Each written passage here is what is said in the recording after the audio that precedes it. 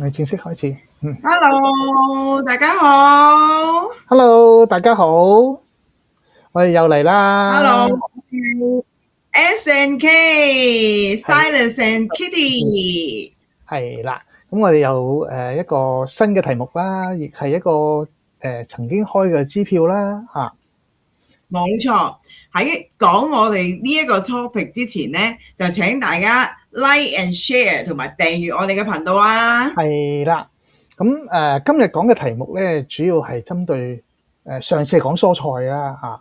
咁我哋除咗蔬菜之外咧，穀物啊或者係穀物屬於蔬菜嗰類，咁我哋再嚟睇咧就係動物類嘅咯噃啊，即係畜牧業啊、水產業啊，咁係啦。咁呢個部分裏邊咧有冇問題咧？咁嗱，食物咧我哋一定要學得選擇嗬。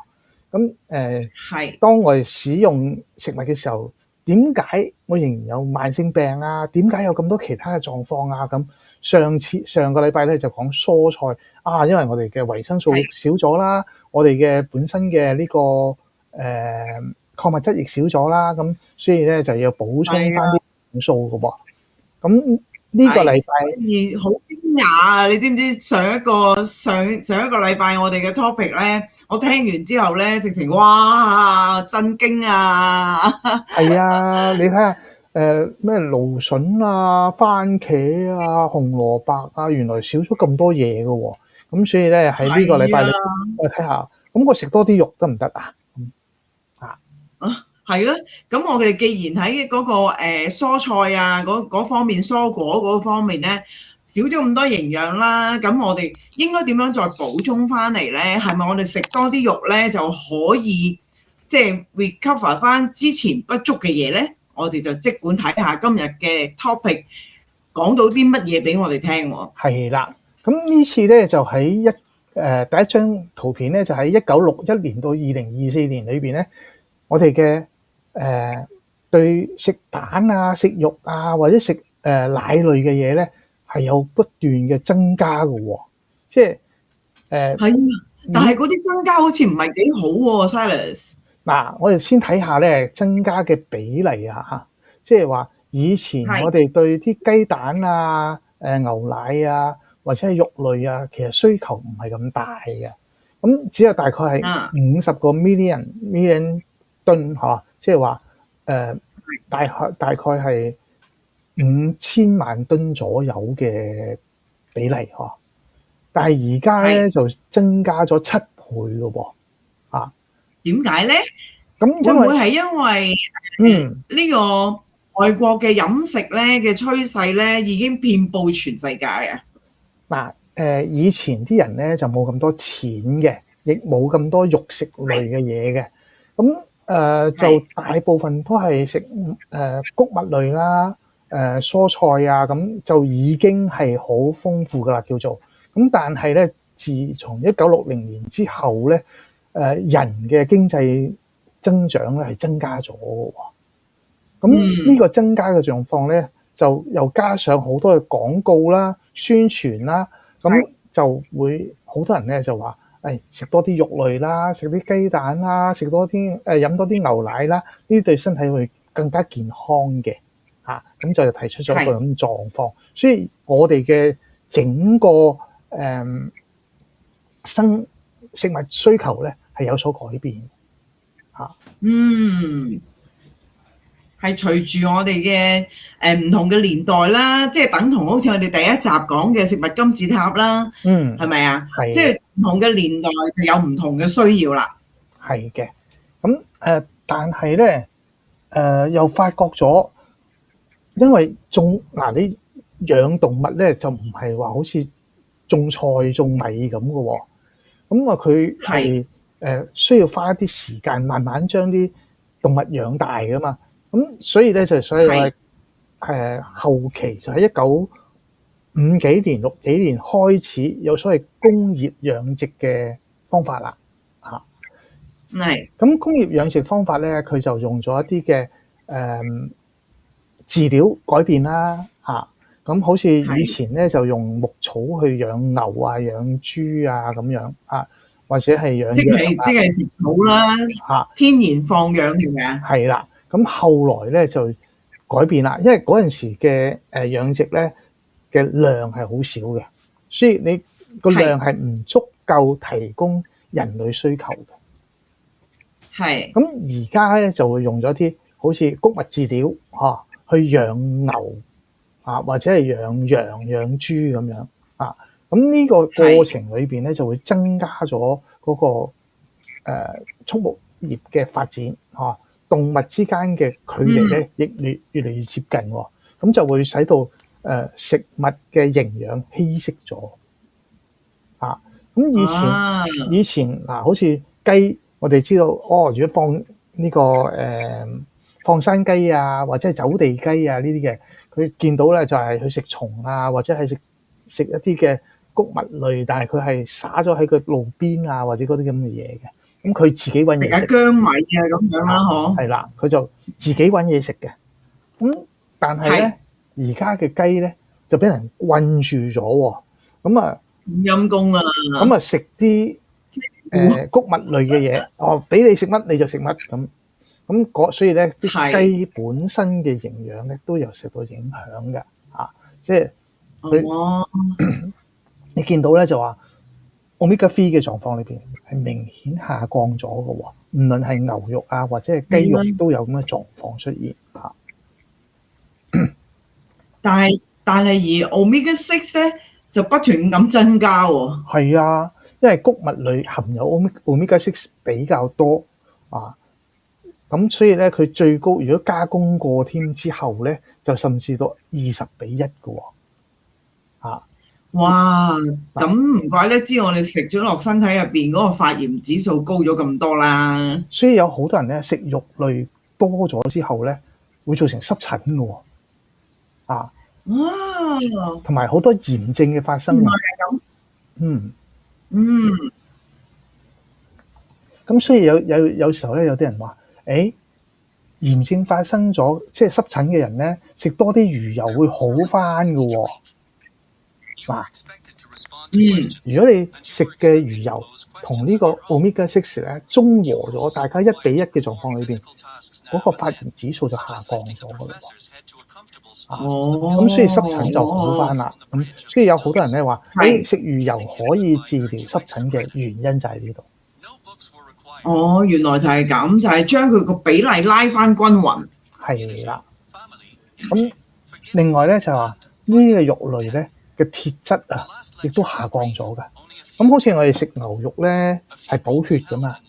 咁係啊。但係咧鐵嘅比例咧係降咗10到20%嘅，即係佢嗰個補血嘅功能咧就比以前咧差咗嘅。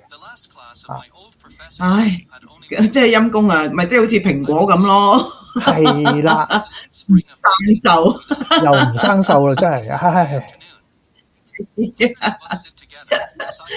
咁仲有咧，用咗呢啲嘅穀物去餵養牛或者係動物嘅狀況裏邊咧，又產生咗另一個問題啦。蛋白質嘅量減少咗幾多咧？100個 gram 裏邊咧，降低咗20到25個 gram。呢個即係成10至20% 嘅咯喎。應該點講啊？係啦，大概10到20% 左右嚇。咁所以成個我啱啱講錯咗嘅，就係每100個 gram 嘅肉裏邊含有20到25個 gram，呢個係1950年嘅時候嘅狀況。係咁2024年嘅時候咧，就得翻18到22個 gram， 佢平均降低咗咧就係10到20% 嘅。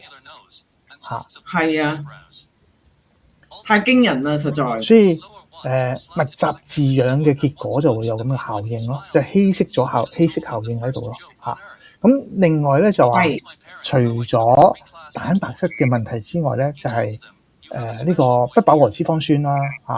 咁有上升嘅趨勢喎。咁造成咗咧心血管疾病嘅機會增加。所以你見到牛肉咧，以前係瘦肉多嘅，而家嘅牛肉咧係有好多脂肪喺上邊。係啊，我琴日走去買牛扒啊，買牛扒竟然咧啲牛扒係肥嘟嘟嘅。係啦，你見到個脂肪層咧就好高。真係我記得我細個嗰陣時，阿媽叫我去買牛肉嘅時候，牛肉真係唔使講啊，佢都係瘦嘅，好少話有肥係啊，喺裏邊嘅。咁但係而家切開咧，有啲叫做咩啊？嗰個叫咩？雪花牛肉啊！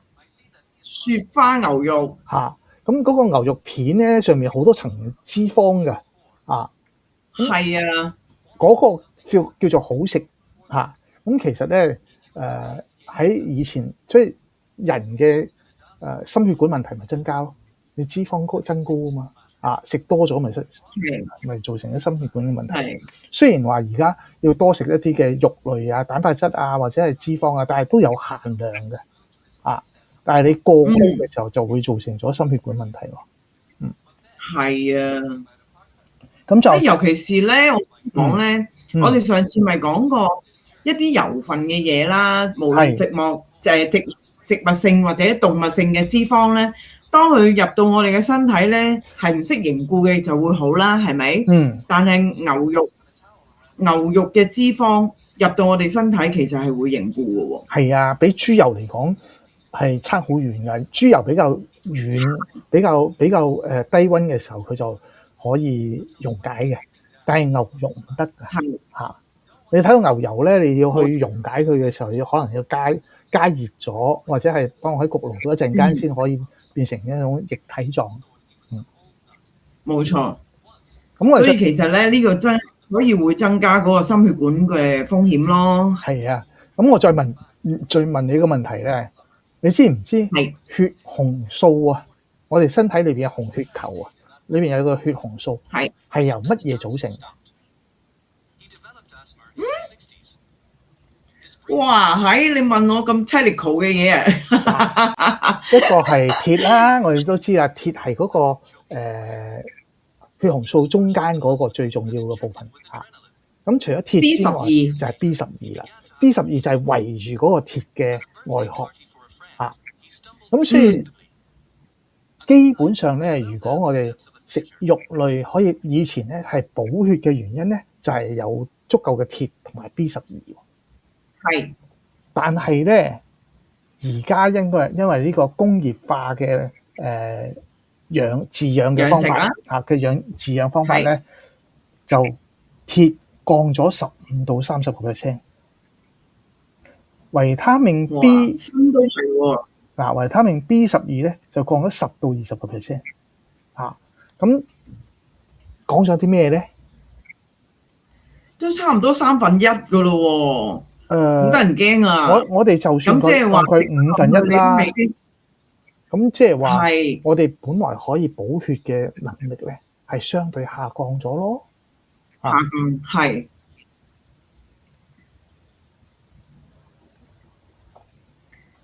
即係話咧，以前咧咪話啲醫生咧好中意噶嘛，有啲人貧血啦，咁咪叫佢食多啲牛扒啦咁樣。係啊。咁但係而家食牛扒嗰個鐵質去到咁低 ，B12又去到咁低嘅時候，其實又係要食幾多先至夠咧？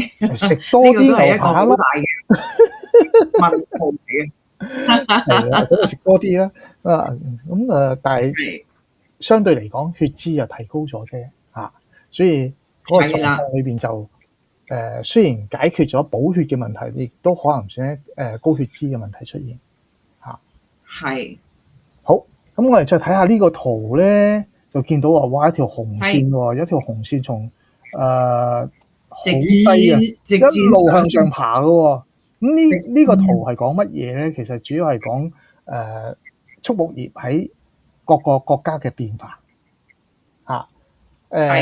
歐洲有一段時間到1990年嘅時候咧，係上升得好快嘅，跟住就有緩和嘅趨勢。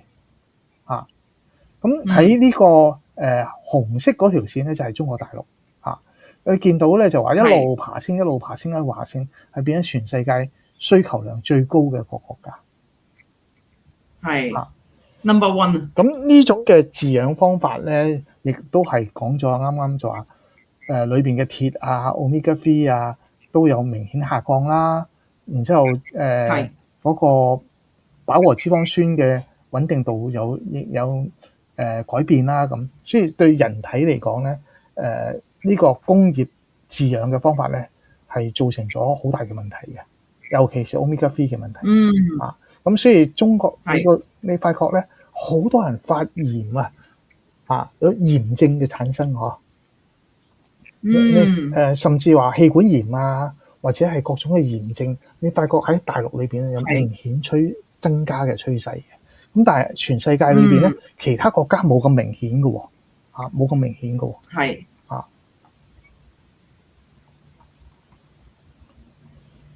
咁除咗呢啲嘅飼料養殖之外，我哋又講過啱工業化造成稀釋嘅問題啦，連火雞嘅鐵質都下降啊！喺感恩節嘅時候，我哋會食火雞啦，喺加拿大喺美國喺歐洲都會咁嘅咁原來呢啲火雞咧嘅鐵質下降咗幾多咧？61% 啊！61%嗱，61% 代表乜嘢啊？剩翻一半咯，都唔夠。係咯，剩翻一半都唔夠。係咯。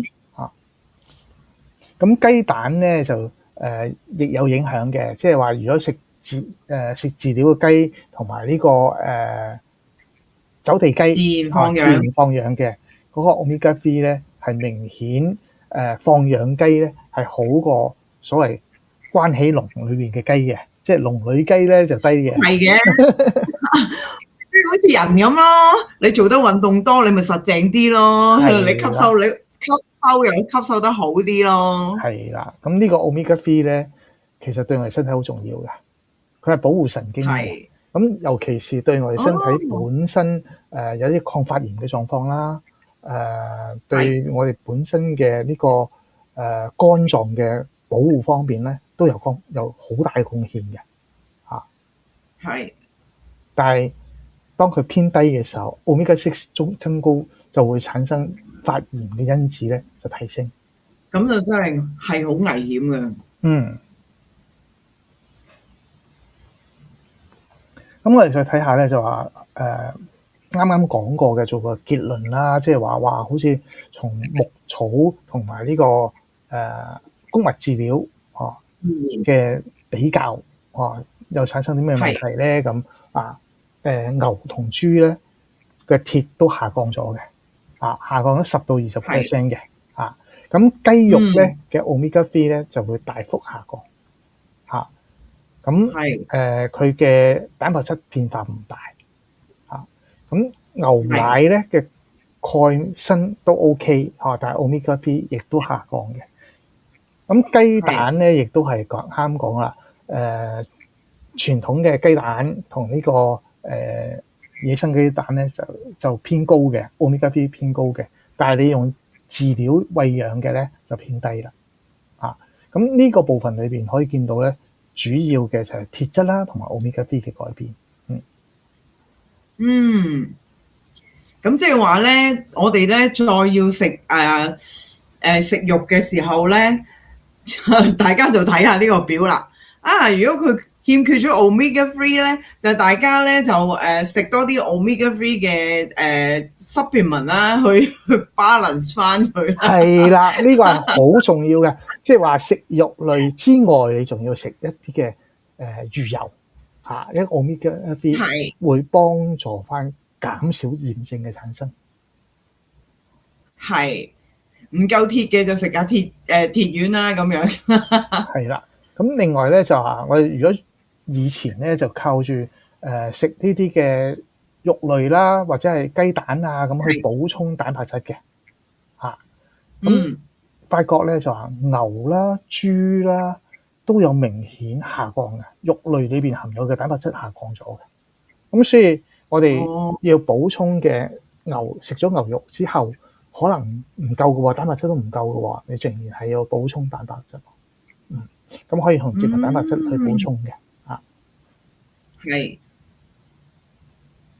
咁呢個圖呢個表咧，其實咧就整合咗一個非常非常重要嘅觀念嚟嘅，咁好似一個叫做牧草飼養牛隻嘅狀況，即係100% 都係用牧草飼養嘅。咁另外咧就係一啲咧用飼料去餵養嘅，即係用好似穀物啊咁去餵養嘅狀況嚇。係咁對人體嘅影響係點樣啦？咁做一個咁嘅表格嚇。呢個表格裏邊咧就講到總脂肪量，咁睇起嚟即係變化就唔係好大嘅，甚至話牧草嘅呢啲嘅牛羊啊牛肉裏邊嘅呢個脂肪啊係偏低嘅低咗幾多咧？20到50%，即係以前係瘦肉嚟嘅。咁但係而家咧就變咗呢個呢個脂肪比較高嚇。咁佢就嚟改咗個名叫做豬豬啊。係。咁飽和脂肪酸都係有咁嘅狀況啦，即係話呢個牧草嘅飼養嘅牛咧，佢含有嘅飽和脂肪酸偏低啊。咁呢個食穀物類嘅就偏高啊。咁當然對心血管就會有啲影響啦啊。咁仲有咧就係單不飽和脂肪酸啊，好似油酸啊嗰類嘅嘢嚇。咁呢個牧草嘅食牧草嘅牛咧係偏低嘅嚇。咁食穀物類嘅就偏高嘅啊。係。咁再睇下 Omega 3咧就好明顯啦。Omega 3以前嘅高食牧草嘅高，然之後食呢個穀物類嘅就偏低啦。而家就低啦。咁大概係差咗2到5倍嘅啊！哇！真係我哋啲食物真係好得人驚啊！依家。但係咧，相對咧 Omega 6咧，你食穀物類嘅就偏高啦，就提高咗嘅。係啊，咁所以大家記住個 Omega 6咧高咗唔代表係好啊。咁佢高咗之後咧，就大概可以最高達到20:1嚇，即係 Omega 6大概就係20倍，然之後 Omega 3就1嚇。咁呢個比例裏邊咧就好多炎症嘅問題出現啦。冇錯。咁呢張係最後一張嚇，即係講呢個用牧草飼養同埋呢個穀物相對比較嘅。除咗呢個共壓亞油酸嘅狀況裏邊咧，牧草係比較高嘅即係食牧草嘅比較高。然之後呢個食穀物類嘅比較低嘅。咁因為佢本身呢個共壓亞油酸咧係有抗炎嘅作用嘅，所以以前嘅牛食咗咧，佢會比較少有炎症嘅，好似呢個即係我哋食要好多牛奶啊咁嚇，會造成呢個乳房炎啊炎症嘅問題。咁呢啲嘅牧草咧會減少呢個炎症產生嘅。啊！哇！咁即係話呢個係上天賜俾我哋嘅禮物嚟嘅喎。係啊，所以可以咁講。以前嘅牛食嘅牧草，其實係對佢最好嘅食物嚟嘅嚇，佢可以抗炎抗癌嘅功能嘅嚇。咁相差幾多咧？就差咗2到5倍啊！嚇，呢個哇！呢個共壓亞油酸嘅狀況裏邊，兩者之間過去同現在差咗2到5倍啊！咁維他命 E 咧，以前嘅比較高，而家變低咗喎啊！咁對血管啦，對保護細胞方面咧，亦都變差咗嘅啊。咁 β 胡蘿蔔素咧，以前偏高，而家低咗，咁亦都係對抗氧化啦，即係我哋本身嘅啲自由基啊嘅部分啊，或者黏膜嘅保護啦、抗發炎啊嘅狀況裏邊咧，亦都變咗低咗嘅。咁礦物質啦，包括咗鈣啊、鐵啊、銅啊、砷啊呢啲，以前較高，而家又低咗啦。咁對補血嘅功能啊，或者係抗氧化嘅能力啊，都下降啦。咁蛋白質又係以前比較高，而家比較低，咁提供咗我哋細胞裏面嘅免疫能力下降啦。咁總熱量咧就邊個高啲咧？就係而家高啲嘅，因為產生好多脂肪啊嘛，咁但係以前就偏低嘅，咁所以而家食嘅牛肉咧係好容易飽嘅，因為佢產生大量嘅脂肪啊，減少咗你消化嘅能力啊，咁呢個狀況裏邊就係兩者之間嘅差異啦。咁所以咧呢個表格好重要㗎，咁所以喺最後咧，我哋提供呢個表格俾大家。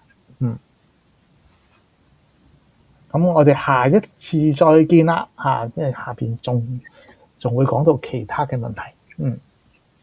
係，我哋咧今條片咧就去到呢度啦。但係咧，我哋仲有 Part 2同 Part 3嘅。我哋一個星期咧會出3條片，大家記住 Like and Share 同埋訂閱我哋嘅頻道。多謝大家收看啦。係啦，下次見啦。下次見，拜拜。我哋會帶俾大家更加多健康嘅知識㗎。係啊，我哋會繼續努力嘅。今日就到呢度啦，拜拜。